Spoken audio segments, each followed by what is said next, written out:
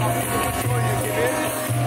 Başrol ekibinin köyünde Pınarbaşı, Akseki Pınarbaşı,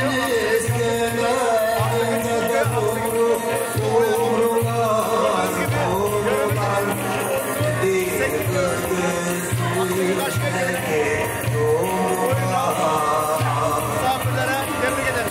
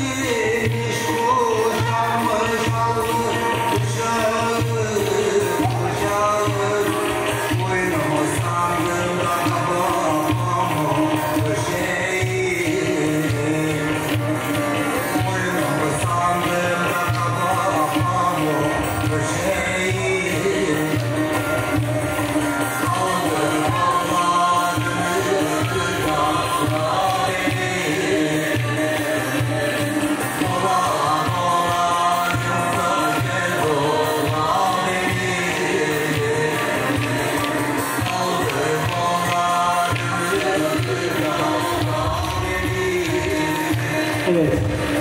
Büyük bir alkış istiyorum efendim. Aksızın başı gittiği için. Mustafa Akay'dı, Ramazan Demirel, İbrahim Akay'dı ve İçiye'nin Baysal Beyefendilere çok teşekkür ediyoruz. Ayaklarınıza sağlık. Harikasınız.